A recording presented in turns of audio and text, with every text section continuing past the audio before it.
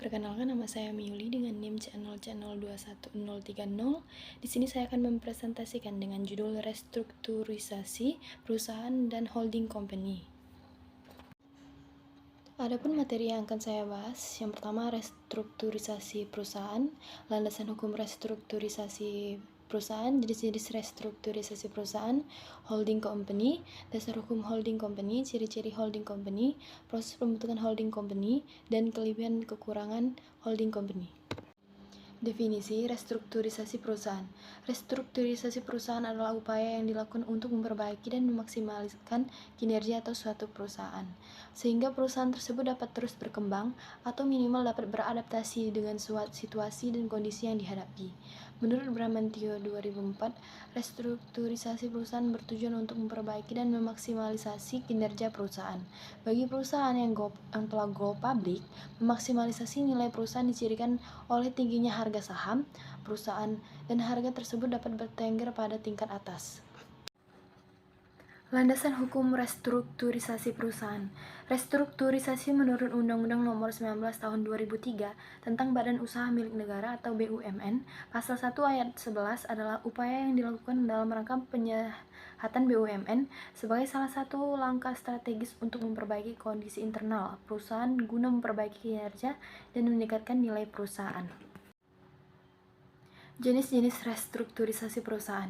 Yang pertama ada restrukturisasi portofolio atau aset, kedua restrukturisasi modal atau keuangan, dan yang ketiga restrukturisasi manajemen atau organisasi. Alasan perusahaan melakukan restrukturisasi.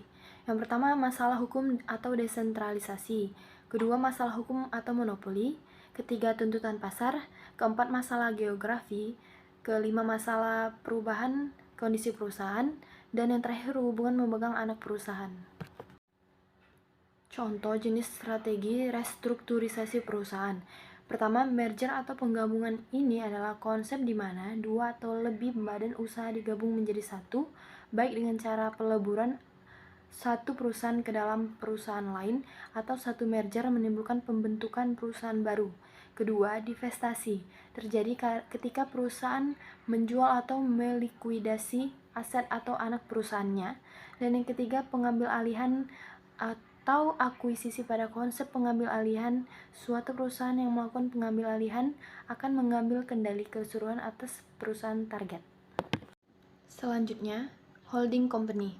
Holding company atau disebut juga perusahaan induk adalah suatu perusahaan yang bertujuan untuk memiliki saham dalam satu atau lebih perusahaan lain dan dapat mengendalikan semua jalannya proses usaha pada setiap badan usaha yang telah dikuasai sahamnya. Holding company berfungsi sebagai perusahaan induk yang berperan merencanakan, mengkoordinasikan, mengkonsolidasikan, mengembangkan, serta mengendalikan dengan tujuan untuk mengoptimalkan kinerja perusahaan secara keseluruhan, termasuk anak perusahaan dan juga afiliasinya. Dasar hukum holding company. Undang-Undang Nomor 40 Tahun 2007 tentang Perseroan Terbatas, Undang-Undang Nomor 11 Tahun 2020 tentang Cipta Kerja, Peraturan Menteri Hukum dan Hak Asasi Manusia Nomor 21 Tahun 2021 tentang syarat dan tata cara pendaftaran, pendirian, perubahan, dan pembubaran Badan Hukum Perseroan Terbatas. Adapun ciri-ciri holding company terdiri daripada dua orang atau lebih, adanya kerjasama, ada komunikasi antar satu anggota dengan yang lain, ada tujuan yang ingin dicapai, memiliki induk perusahaan yaitu holding company itu sendiri, dan yang terakhir memiliki anak perusahaan yaitu badan-badan usaha yang dikuasainya. Selanjutnya, proses pembentukan holding company. Pertama, prosedur residu. Dalam hal ini, perusahaan asal dipecah-pecah sesuai masing-masing sektor usaha. Kedua, prosedur penuh. Prosedur penuh ini biasanya dilakukan jika sebelumnya tidak terlalu banyak terjadi pemecahan atau pemandirian perusahaan, tetapi masing-masing perusahaan dengan kepemilikan yang sama atau bersama hubungan saling terpencar-pencar tanpa terkonsentrasi dalam suatu perusahaan induk. Dan yang ketiga, prosedur terprogram. Dalam prosedur ini, pembentukan perusahaan holding telah direncanakan sejak awal memulai bisnis. Adapun kelebihan dan kekurangan dari holding company. Pertama, kemandirian risiko. Kedua, hak penguasaan yang lebih besar. 3, pengontrolan yang lebih mudah. Keempat, operasional yang lebih efisien. Dan yang kelima, keakuratan keputusan yang diambil.